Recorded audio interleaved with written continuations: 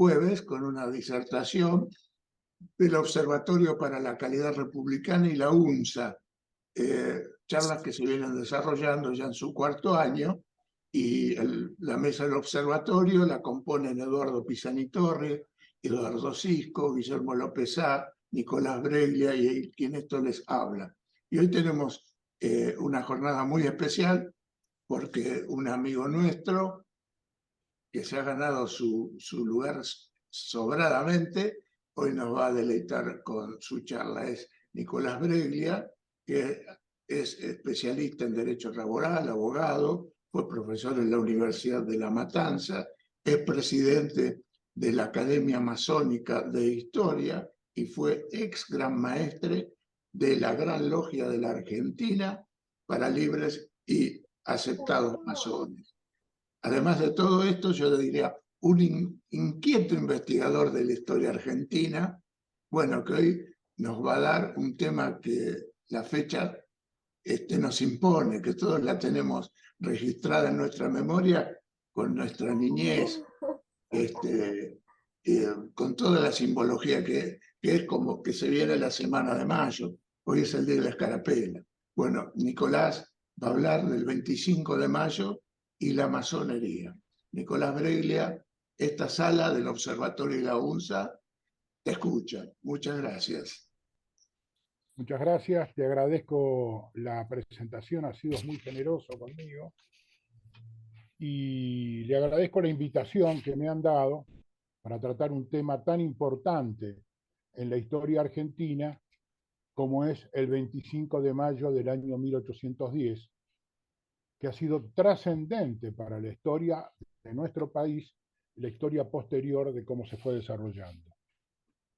Pero para comprender la trascendencia que tuvo la Revolución de Mayo como inicio del proceso de independencia, que culmina con su declaración el 9 de julio del año 1816, es importante determinar cuál ha sido la participación de la masonería en todo ese proceso. La masonería moderna, tal como la conocemos en estos días, se forma en el siglo XVIII.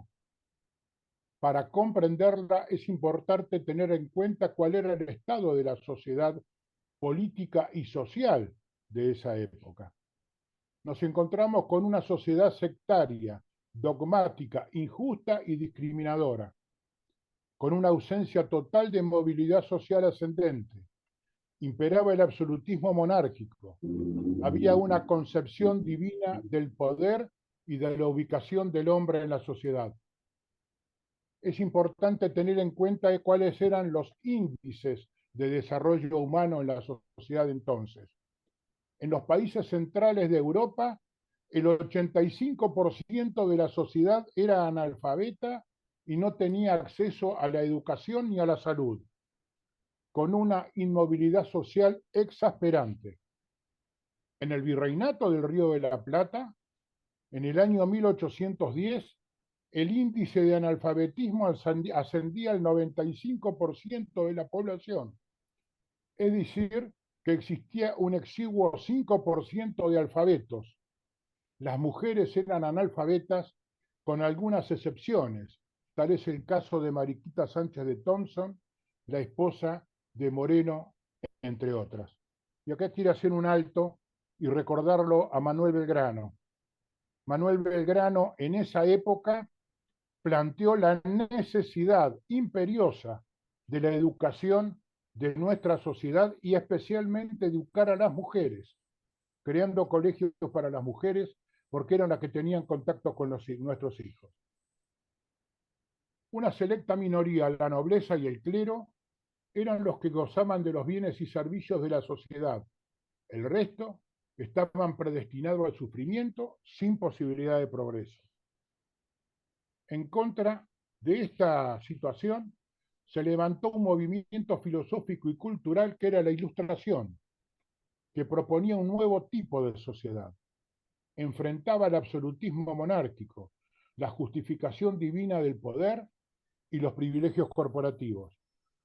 Planteaba la secularización y democratización de la sociedad, la libertad del hombre para pensar, expresarse, trabajar, estudiar y crecer, tener derecho, obligaciones en la sociedad, tolerancia religiosa, igualdad y fraternidad, ideales que hace suya la masonería. Tengamos en cuenta que en esa época se está produciendo, por eso se produce un enfrentamiento, un cambio de paradigma de producción. Es algo similar a lo que se está pasando ahora, que a veces nosotros no sabemos interpretar qué es lo que nos ocurre. En esa época venía el proceso de desarrollo industrial y había un traspaso del hombre del campo a la ciudad. Se necesitaba un nuevo tipo de hombre, una nueva forma de educarlo, que sepa contar, que sepa leer mínimamente. Y ahí es cuando se produce todo el proceso revolucionario. Ahora estamos en un proceso igual, pero el grave problema que tenemos que en el siglo XVIII la ventaja es que había movimiento filosófico y cultural que decía cuál iba a ser la sociedad que viene. Ahora no sabemos cuál es la sociedad que viene. Por eso nosotros somos los que la tenemos que construir. El origen de la masonería se pierde en la oscuridad de los tiempos.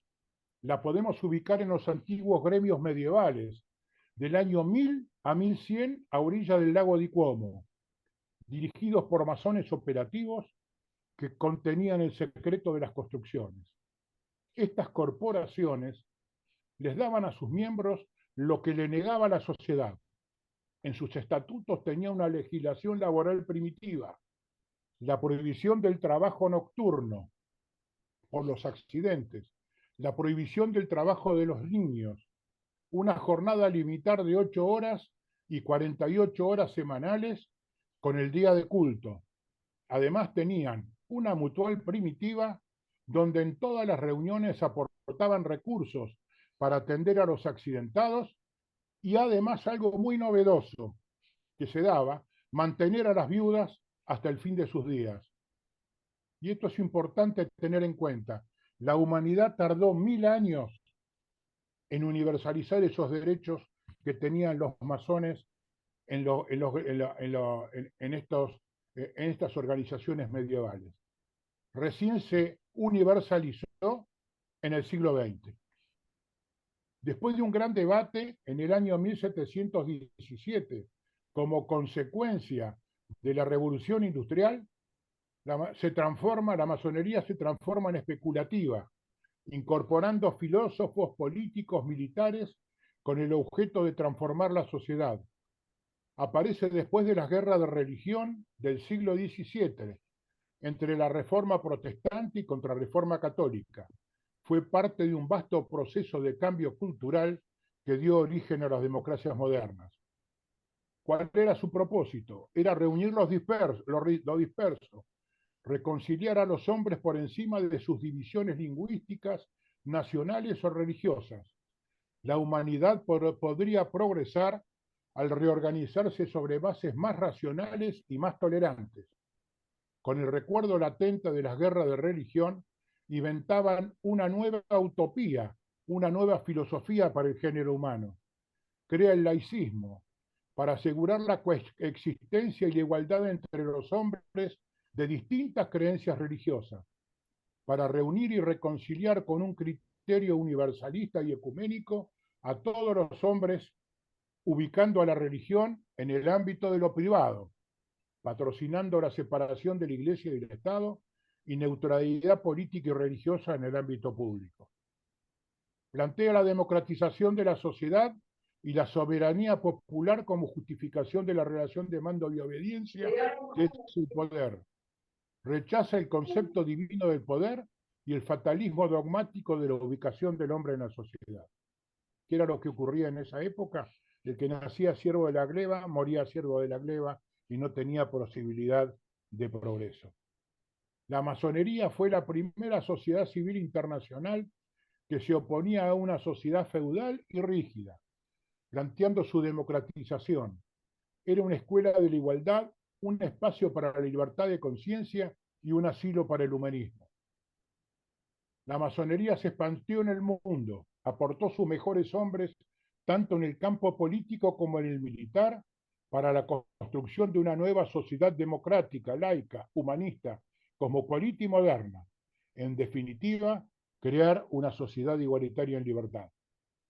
Es a partir de este momento que, basado en estos principios, llevaron a la sociedad las propuestas de organización social, política y económica de la orden masónica, como base para el ordenamiento jurídico y constitucional, tales como la defensa de la soberanía popular, la autodeterminación de los pueblos, la igualdad jurídica, la división de poderes, la representación, las libertades de pensamiento, expresión y conciencia que son estudiadas en la pasividad de nuestros templos.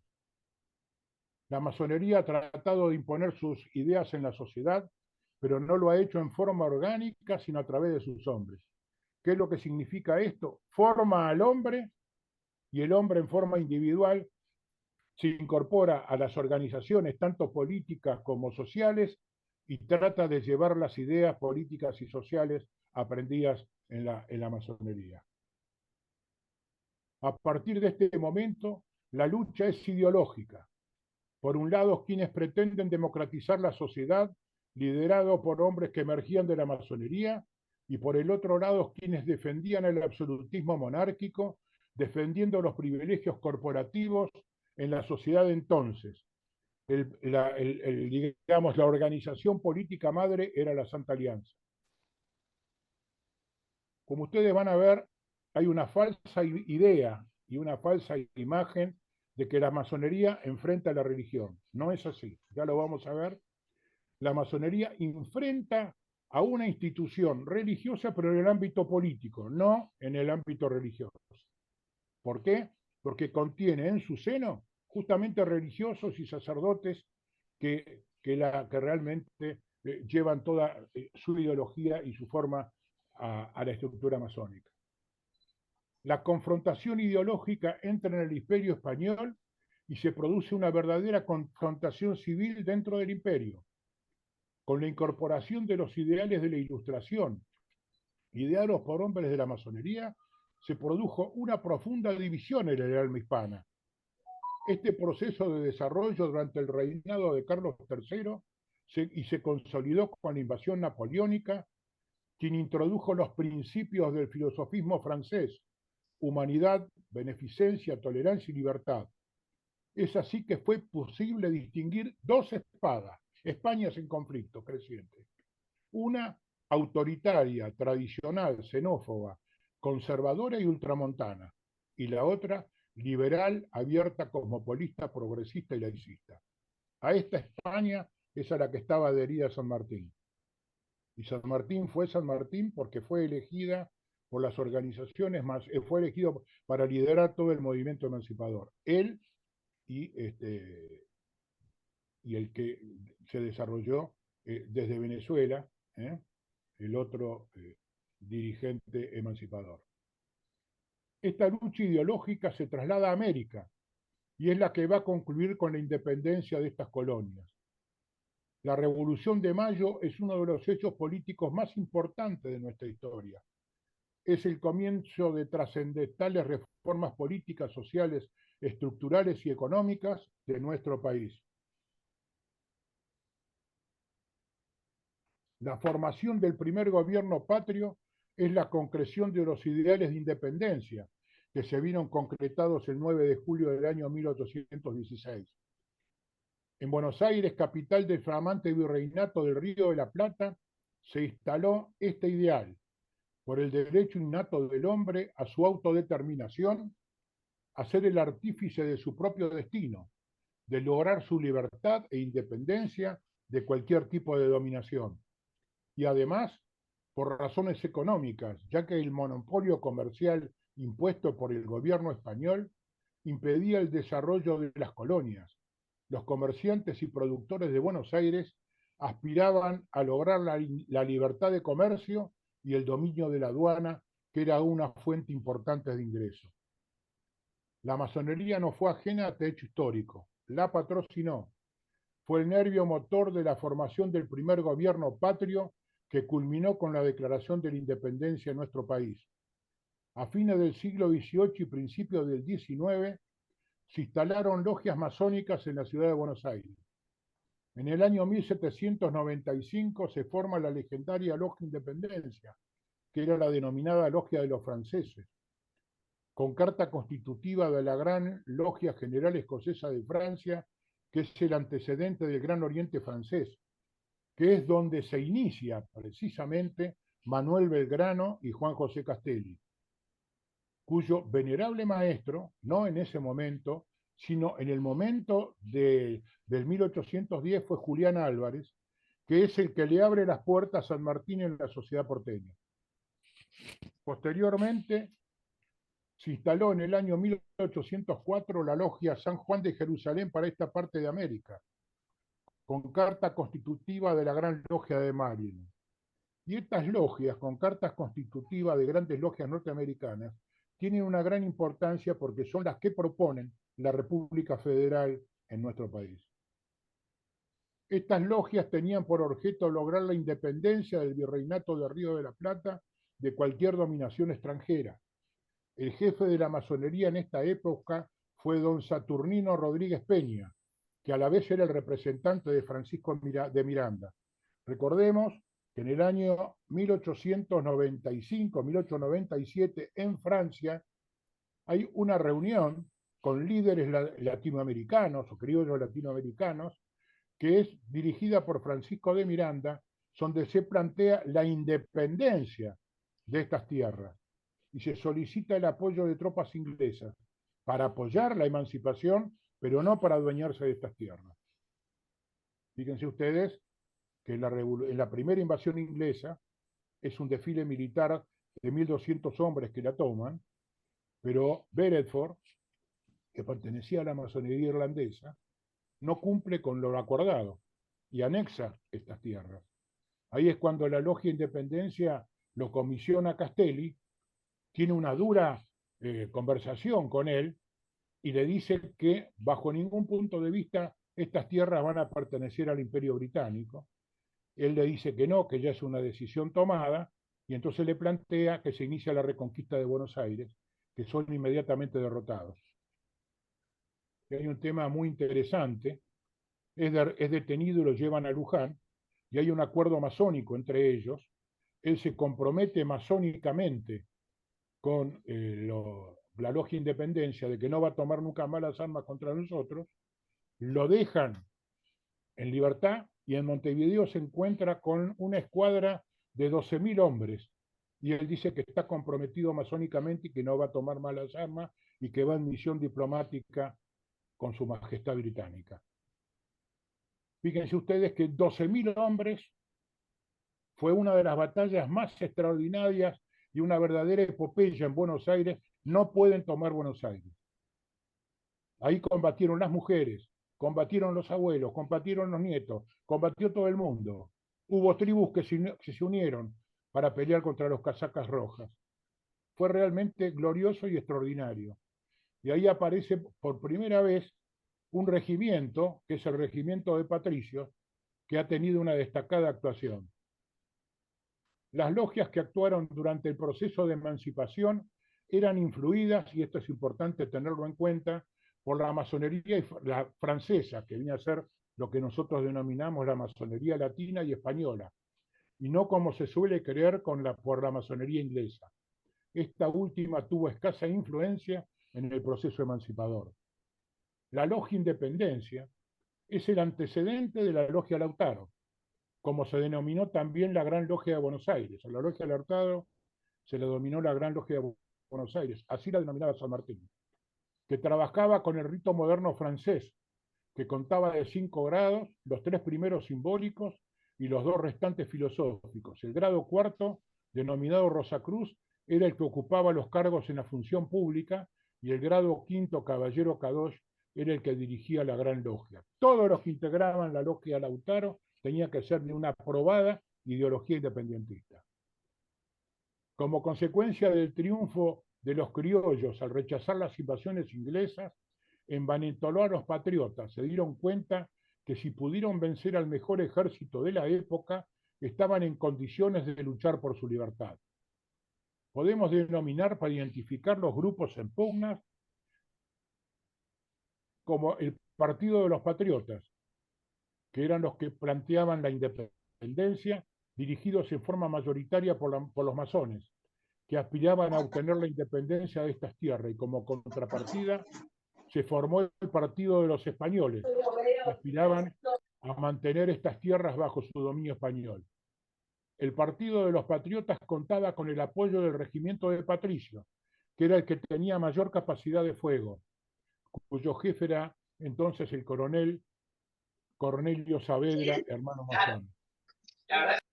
El Partido de los Españoles estaba liderado por Martín de Álzaga, apoyado por los regimientos, los tercios de gallegos, vizcaínos, montañeses y andaluces. Las posiciones encontradas entre ambos bandos provocaron un estado de inestabilidad en la sociedad colonial de entonces y una creciente desconfianza entre los grupos en pugna. Al encontrarse acéfalo el gobierno en España, se convoca un cabildo abierto para decidir la actitud a adoptar ante el cariz que estaban tomando los acontecimientos. Hay un debate excelente del 22 de mayo que marca la posición de los dos grupos.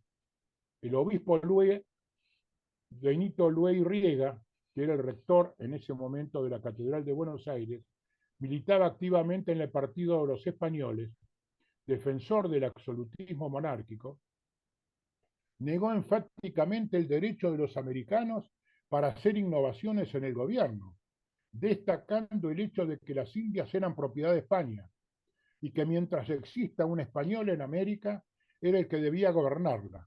La soberanía del gobierno residía en España y era privativa de los españoles.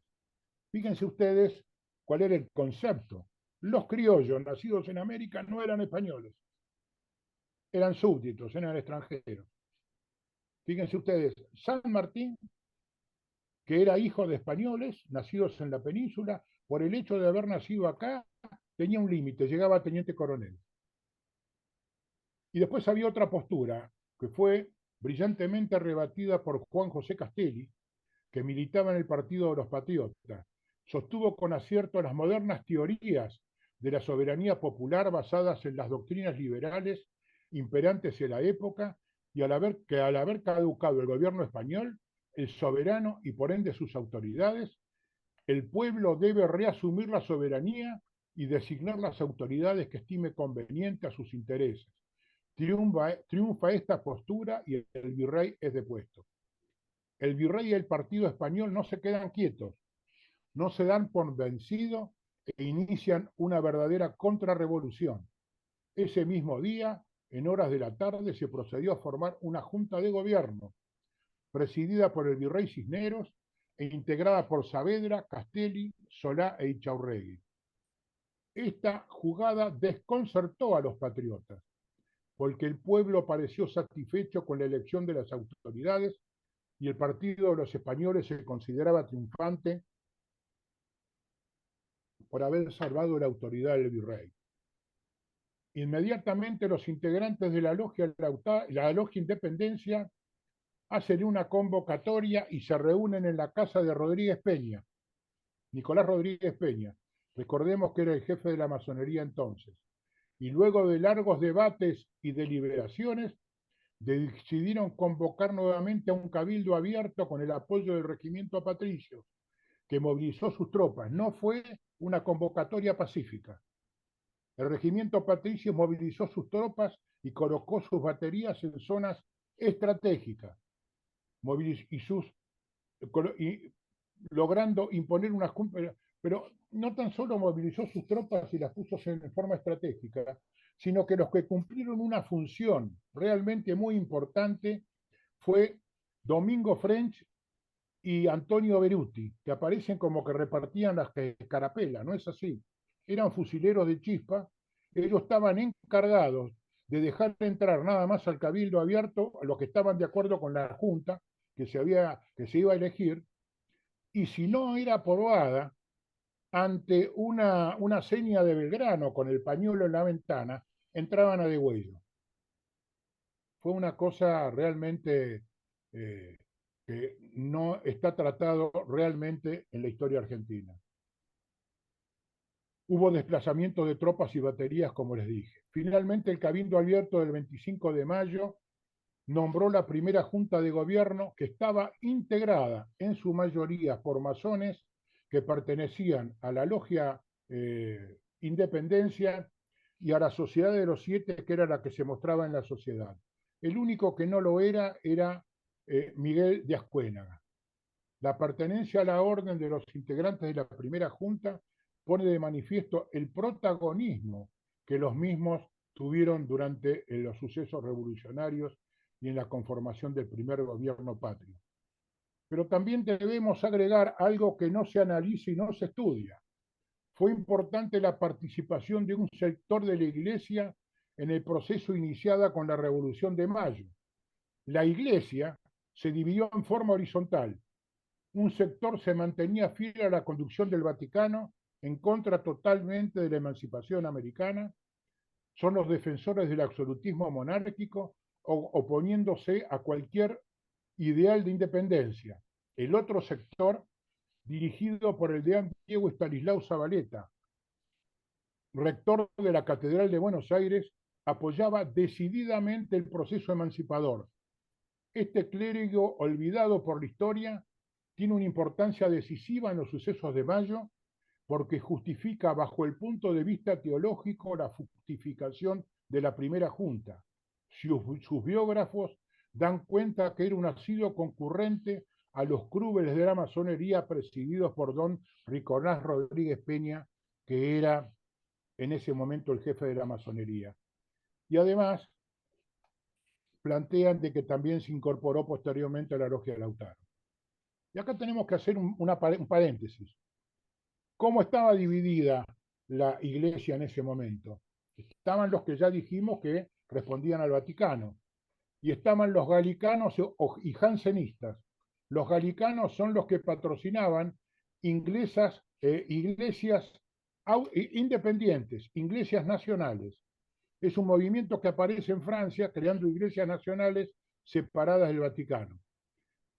O si no, los jansenistas. Por ejemplo, el deán Diego Estanislao Zavaleta era un jansenista que solamente reconocía la autoridad de Dios sin intermediarios.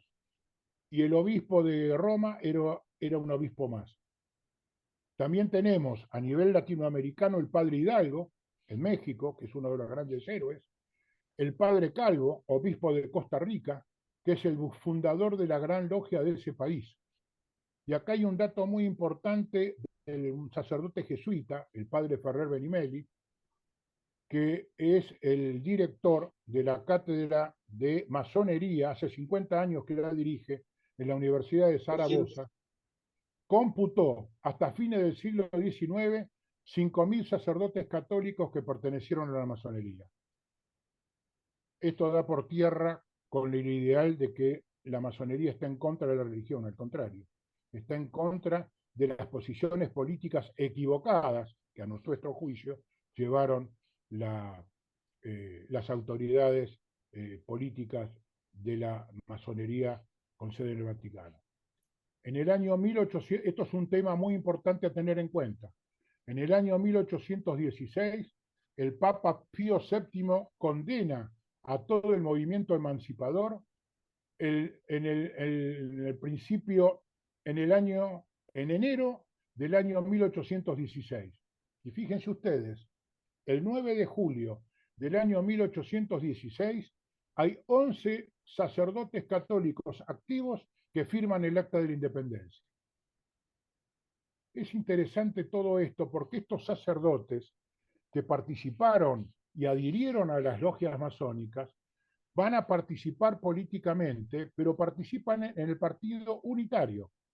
El deán Diego Estanislao Zavaleta, por ejemplo, fue diputado, fue uno de los redactores de la Constitución del 19 y del 26, y integrando el colegio eclesiástico en el gobierno de Rosas, cuando quiere restablecer relaciones con el Vaticano, se oponen porque dicen que es un país que no ha reconocido la independencia de nuestras tierras, que recién la reconoce en el año 1859. Además, el deán Zavaleta es el que le presenta el proyecto educativo a San Martín cuando es intendente en Cuyo. La Revolución de Mayo es un acontecimiento trascendente en la vida política de nuestro país. Es el comienzo de importantes reformas sociales, políticas y económicas, con fundamento en los principios de libertad, igualdad y fraternidad. Es a partir de este momento que, basado en estos principios, llevaron a la sociedad las propuestas de organización social, políticas y económicas de la orden, como base para el ordenamiento jurídico constitucional, tales como la defensa de la soberanía popular, la autodeterminación de los pueblos, la igualdad jurídica, la división de poderes, las representaciones, la libertad de pensamiento, expresión y conciencia que son estudiadas en la pasividad de nuestros templos. Los hombres de Mayo, queridos amigos, nos señalaron el camino. Debemos tenerlo presente, pero como la obra iniciada aún no ha concluido, tenemos la obligación de continuar con estos trabajos y lograr la concreción definitiva de los ideales políticos y sociales que se propusieron. Es la gran deuda que tenemos con la sociedad. La masonería, por su carácter ecuménico y por contener en su seno un amplio espectro ideológico, fue el lugar donde se convinieron las políticas públicas y los grandes proyectos nacionales. Fue política de la orden incorporar en la misma logia referentes políticos antagónicos para que en forma pacífica puedan acordar proyectos comunes. Recordemos que en el año 1860, en el abrazo Urquiza-Mitre, se incorporaron los dos en la logia Confraternidad Argentina número 2 y a partir de ese momento dirimieron sus diferencias en esa logia. En la actualidad, la gran aventura que propone nuevamente es la de lograr consensos en el disenso, sin que ello implique claudicar en sus principios, y una vez logrado, generar proyectos comunes que se transformen en política de Estado y en grandes proyectos nacionales que hagan despegar definitivamente al país. Es un gran desafío, queridos amigos, y de nosotros depende. Muchísimas gracias por la atención dispensada. Bueno, muchas gracias, Nicolás. Bueno, quedamos abiertas las preguntas de algún amigo, que tenemos al disertante ahí listo para contestar. Con los dos resultados de X. No.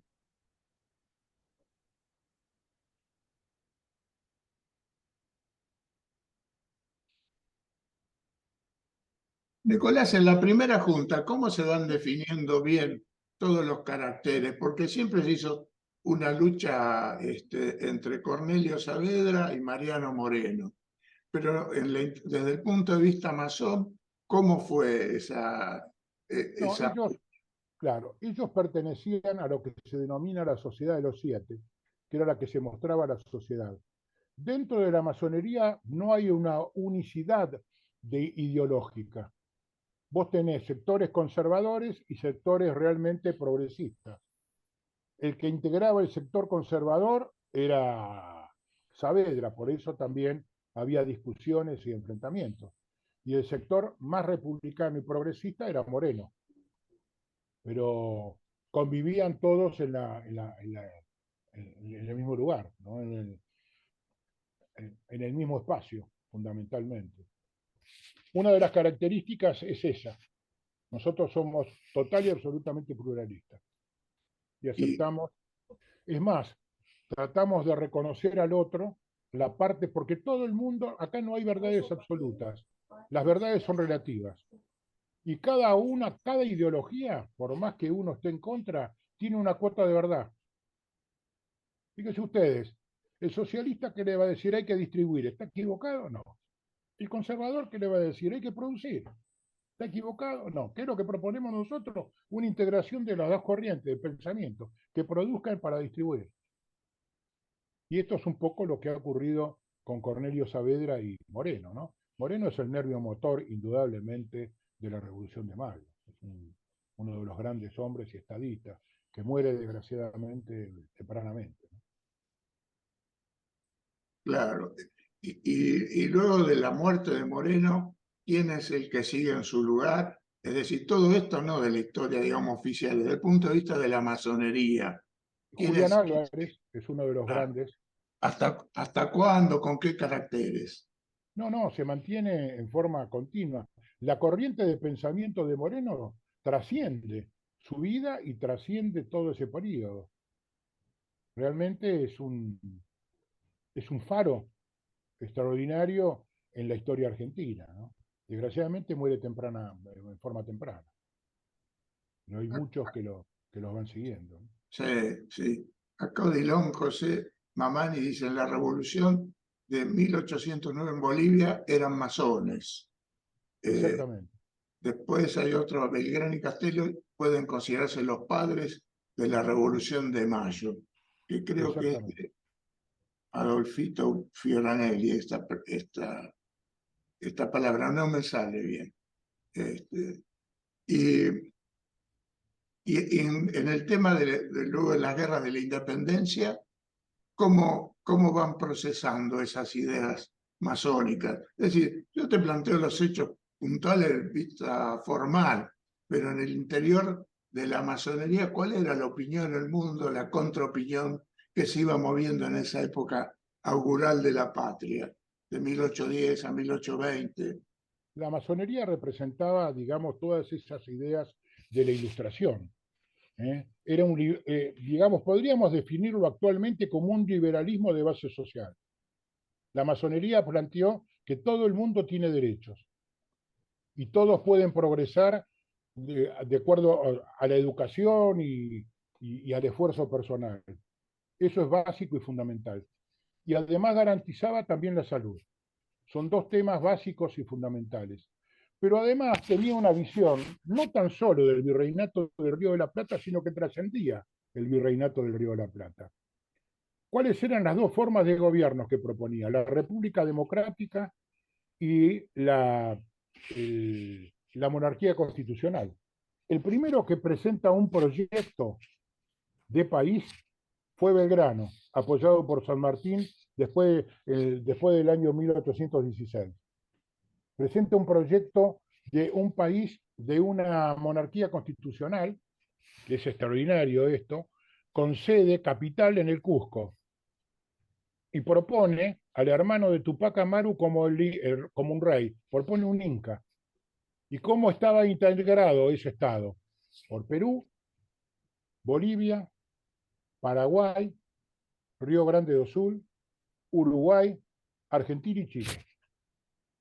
Ese proyecto, inclusive más, reciben al hermano de Tupac Amaru, que había estado detenido en el norte de África, con todos los honores. Le asignan acá en Buenos Aires una pensión y bueno, lo tenían para coronarlo como rey.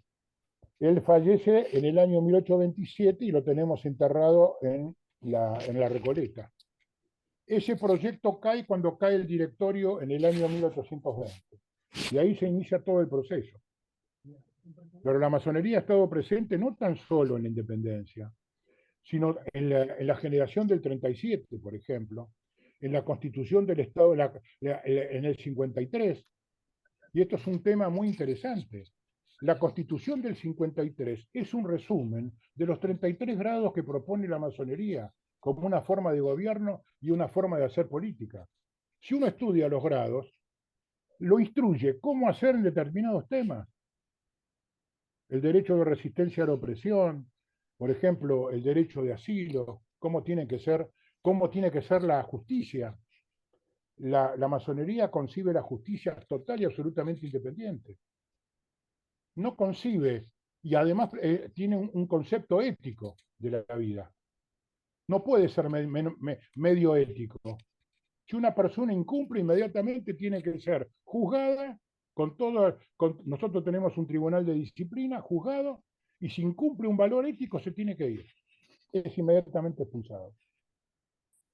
Fíjense, la masonería estuvo presente en la Constitución del 53, pero además hay otro tema que es muy importante. Desde la Constitución de Estados Unidos, toda Latinoamérica y toda Europa Occidental es una réplica.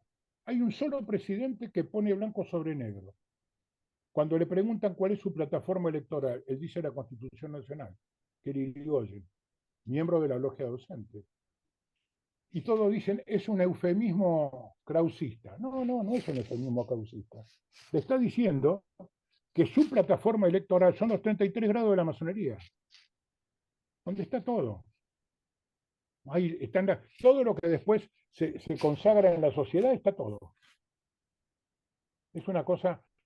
Después, el debate entre liberales e industrialistas, que triunfan los industrialistas, la constitución del Estado-Nación, el tema educativo, la ley 1420 y la reforma universitaria del 18, la creación de todos los hospitales públicos, la creación de los sindicatos, la creación de los partidos políticos.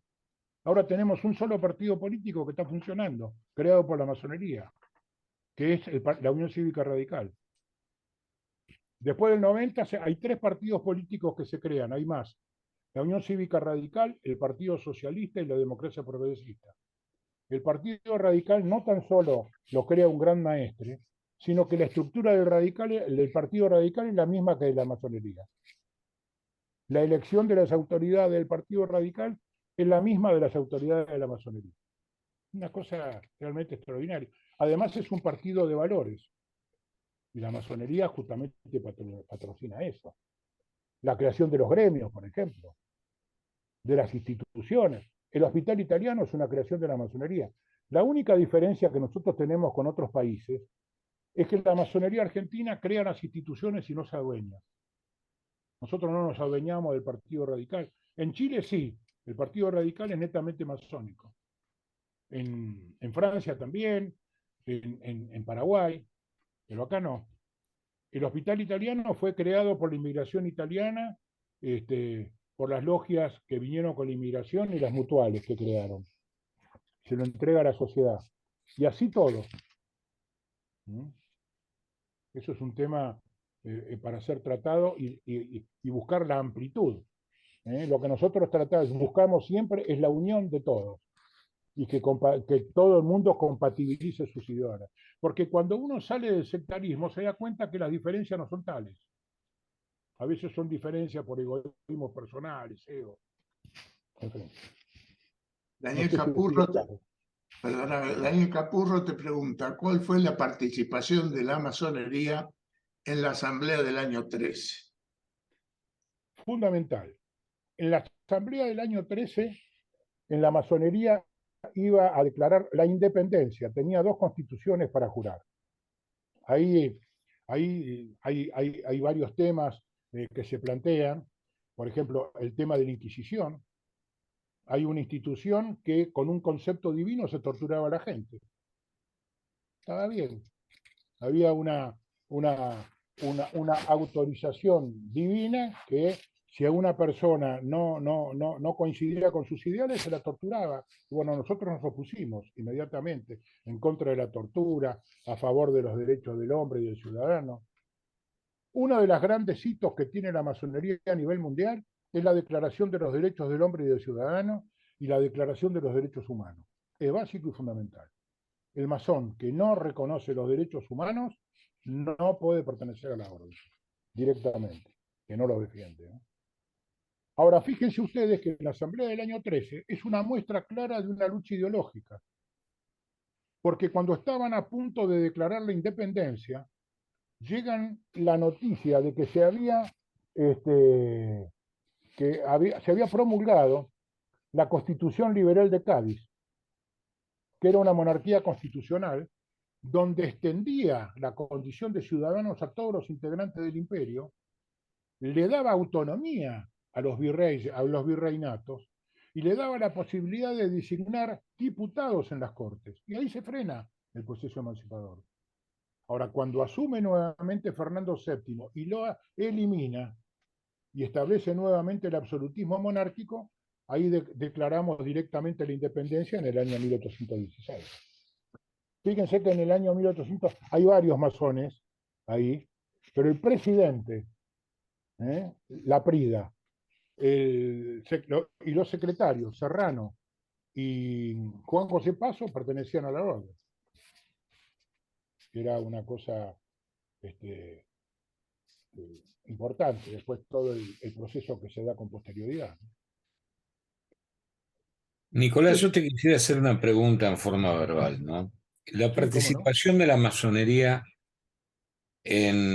con respecto a las invasiones inglesas, teniendo en Sí, cuenta que las invasiones inglesas fueron, yo creo que el germen o el antecedente de la Revolución de Mayo, ¿no? La exactamente. organización. Pero bueno, que es una teoría que le robo al señor rector Eduardo Sico, No, que ha no, escrito es en así. su libro y la desarrolla y que la hemos compartido contigo.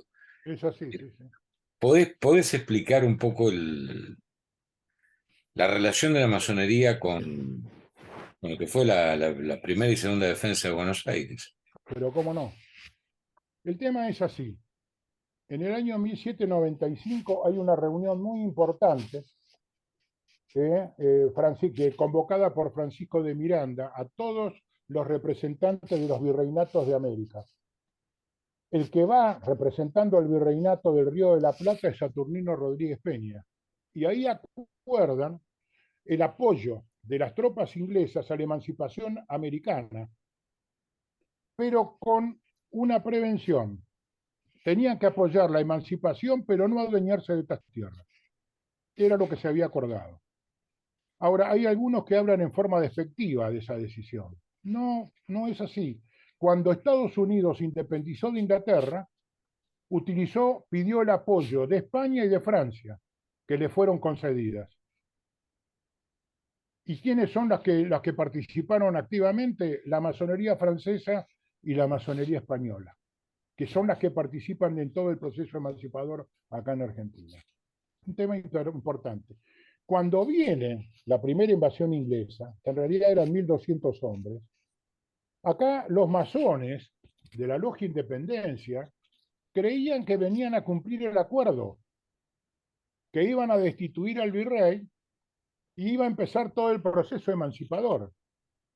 Pero resulta que cuando viene Beresford, que las tropas eran irlandeses, ¿eh? Los que vinieron, y hay una cuestión interesante, cuando uno habla de los ingleses, resulta que los que pelean no son ingleses, son irlandeses. Cuando vinieron, toman Buenos Aires con un verdadero desfile militar. Y Beresford destituye al virrey, se nombra gobernador, levanta la bandera de la Gran Bretaña y les hace jurar obediencia a su majestad británica.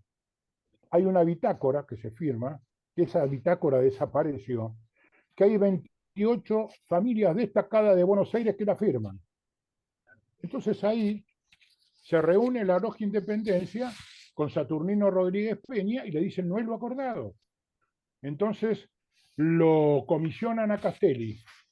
Castelli va, tiene una áspera discusión con Beresford y le dice que no es así, que no es lo acordado. Y Beresford le dice, es una decisión tomada, se terminó.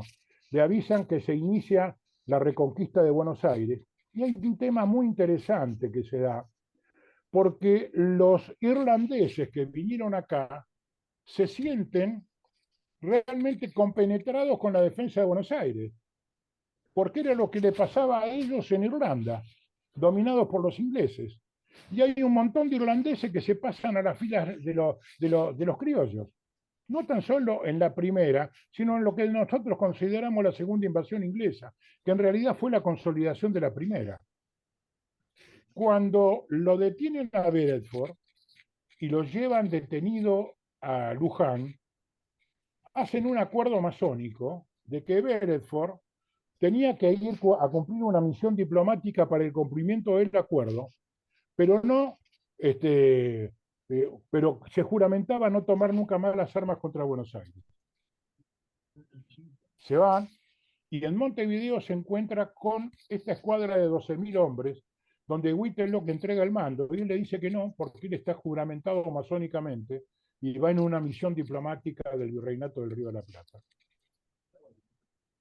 12.000 hombres, y es ahí cuando en Buenos Aires levantan las barricadas, las mujeres pelean, pelean los nietos, pelean los abuelos, todo el mundo pelea.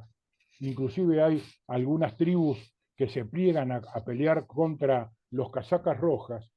Y es una de las batallas más epopélicas de nuestra historia. Nosotros derrotamos al mejor ejército del mundo. Tengamos en cuenta que había 40.000 almas en Buenos Aires, 8.000 con capacidad de combate, pero pelean todos. Fue una cosa extraordinaria. Y hubo uno, el coronel Pack, que era el segundo de Beresford, que se había juramentado no tomar más las armas, y la Logia Independencia se entera que que era un perjuro y que avanzaba con una de las tropas, lo detienen y lo condenan a muerte. Le hacen un juicio y lo condenan a muerte. El que lo salva es Liniers, porque lo saca disfrazado de mujer y lo saca para Montevideo. Esa fue la realidad. Ahora, hubo un montón de irlandeses que se quedaron acá. Por ejemplo, hay un apellido que cambiaron, un Coleman, que era un irlandés, que se enamoró de una argentina, y es ahí cuando aparece el apellido Pérez Coleman, que después fue uno descendiente del ministro de Irigoyen. Pero es una cosa realmente extraordinaria, ¿no? Cómo se ven reflejados en el dominio en Buenos Aires. Y después, a partir de ese momento, directamente los ingleses decidieron respetar a los del virreinato del Río de la Plata y no intentaron más adueñarse de esas tierras. No sé si he sido claro y queda algún punto oscuro. Susana Pécora te pregunta, conociendo la influencia de la masonería en la creación y formación de la República y de nuestro partido, ¿por qué ha habido tanta negación de hablar de ella con más naturalidad histórica, dándole esa cuota de ocultismo con la que se la considera? Por las persecuciones, fundamentalmente. Nosotros hemos sido duramente perseguidos, pero no tan solo nosotros. Persiguieron a nuestras mujeres y a nuestros hijos, ahora no. Pero ese es el origen. ¿Y por qué? Porque los masones iban directamente y clavaban el bisturí hasta el hueso. Y justamente atacaban privilegios enquistados en la sociedad, que es muy difícil de dejarlos de lado. Entonces ahí teníamos serios problemas. Por eso es la reserva, para protección de la persona y de la familia. Entonces, salvando la distancia, fíjense lo que ocurrió en la España de Franco. En el año 39 dictan una ley de represión al comunismo y a la masonería. La ponen en el mismo nivel de igualdad. Cuando nosotros somos antagónicos con el comunismo, porque no aceptamos la dictadura del proletariado bajo ningún punto de vista. Si ha habido un lugar donde hemos sido total y absolutamente perseguidos, es en la Unión Soviética. No tan solo por el Partido Comunista, sino por la Iglesia Ortodoxa Rusa. Fue terrible. Por el delito de ser libre pensador. Pero en la Alemania, en la España de Franco, se persiguió al masón, se persiguió a la mujer, se persiguió a los hijos, y mientras él estuvo vivo, los nietos no podían ingresar a la universidad. Fue una cosa terrible. Pero ustedes fíjense qué paradoja. Después de 40 años, cuando él muere, y España se normaliza con las ideas que tenía la masonería, que fueron derrotadas y que llevaban adelante los republicanos. Una monarquía constitucional, total y absolutamente democrática, con un rey y un presidente. Son todas las ironías que tiene la historia, ¿no? Y en el radicalismo hay un tema que es muy importante. Fíjense ustedes qué notable. Quintana, Roque Sáenz Peña, Victorino de la Plaza, Hipólito Yrigoyen y Carlos Pellegrini, todos esos que fueron presidentes de la Argentina pertenecían a la logia docente. Por eso eran adversarios pero no enemigos, había diálogos. Hubo un diálogo secreto muy importante entre Roque Sáenz Peña y Hipólito Yrigoyen antes del dictado de la ley precisamente del sufragio universal.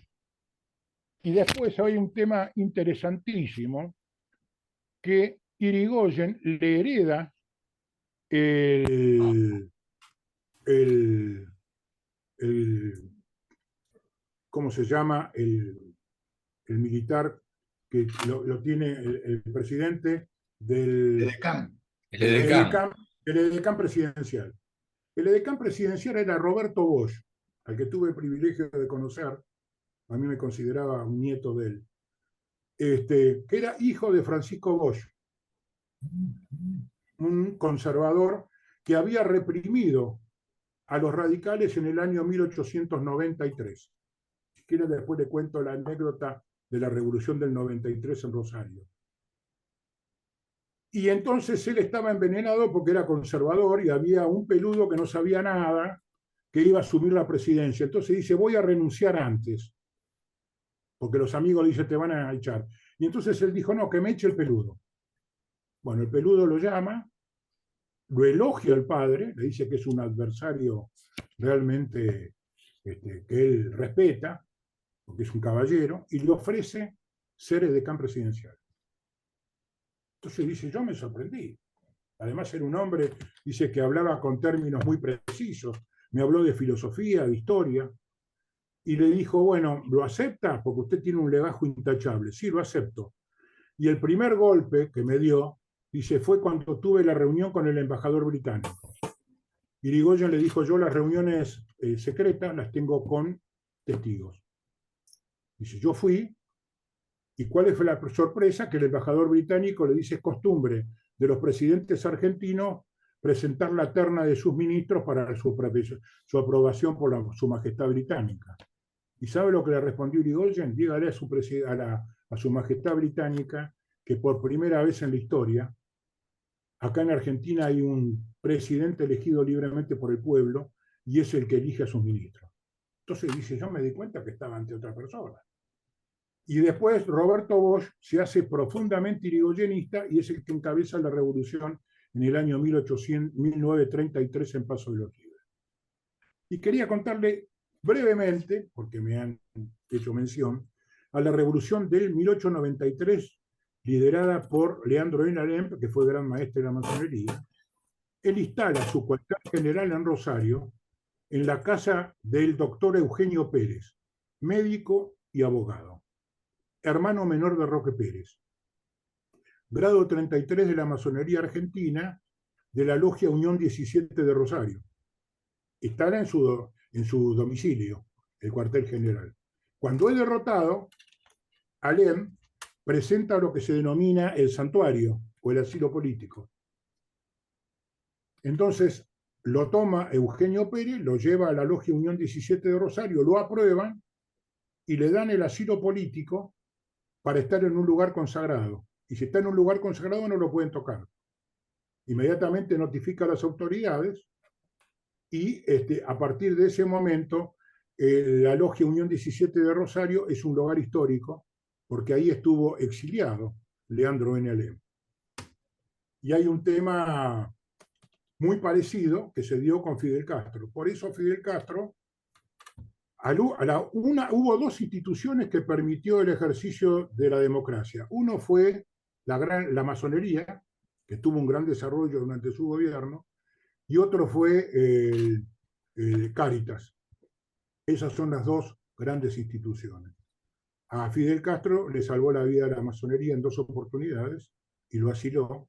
Entonces, como consecuencia de eso, permitió su desarrollo. No sé Bueno, si... te invitamos a tu reflexión final, Nicolás, porque has lanzado varios puntos interesantes como para pensar en algo positivo para el futuro. Así que bueno. Sí, yo creo... Final. Pero cómo no, yo creo fundamentalmente que la Argentina tiene ausencia de política de Estado durante mucho tiempo.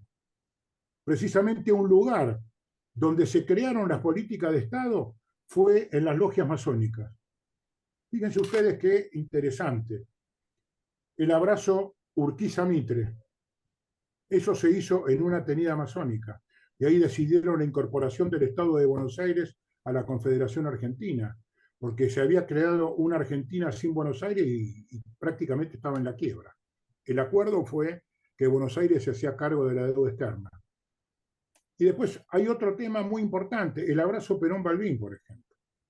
En el abrazo Perón-Balbín, si bien no se hizo en una tenida, pero participó activamente en la logia Unión Nacional, presidida por León Patrick, que era grado 33 de la masonería argentina y había sido diputado demócrata progresista. Fue una logia creada durante el gobierno de Ilia, que actuó en la legislatura, y era la que compatibilizaba las ideas de todos y dictaban las leyes en esa época. Y después actuaron en la Hora del Pueblo, y son los que plantean la necesidad de una unión entre la oposición y el oficialismo. Fíjense ustedes que en la tercera presidencia Perón viene con una posición totalmente distinta. Antes tenía un concepto absoluto de verdad, el que no pensaba como yo era un traidor. En cambio ahí, al ser maestro masón, incorpora lo que nosotros decimos el damero. En el damero, el negro y el blanco no piensan igual, pero son fuertes porque están unidos y hay que respetarlo. Él respeta al adversario, se abraza con Balbín y tratan de lograr una política de unión nacional que se ve trunca cuando él fallece. Entonces lo que yo propongo para el futuro precisamente es eso, de poner las vanidades, de poner los egoísmos personales, de poner el concepto absoluto de verdad, que no es propio de las democracias, y empezar a plantear una política en serio, política de Estado, que no significa una alianza electoral, sino fijar los objetivos muy claros de soberanía, de desarrollo, saber qué vamos a hacer con la energía, qué vamos a hacer nosotros con el litio, repensar la explotación que tenemos nosotros con la explotación de los minerales, cómo se hace, derogar leyes que son contrarias a la Argentina. Es decir, es necesario crear una política de Estado y una política de unión nacional, cada uno con su ideología, y fijar cuáles son los objetivos. El que gana lo va a llevar adelante de acuerdo a su ideología, y el que pierde lo tiene que colaborar para desarrollar esos temas.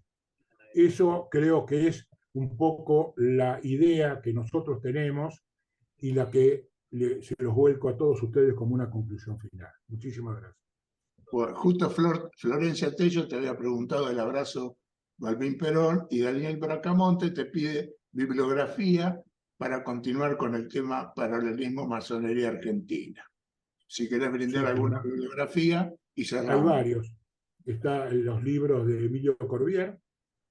Ahí está el diploma de Perón del año 1958, cuando ingresa como grado 33 honorario a una gran logia irregular alpina.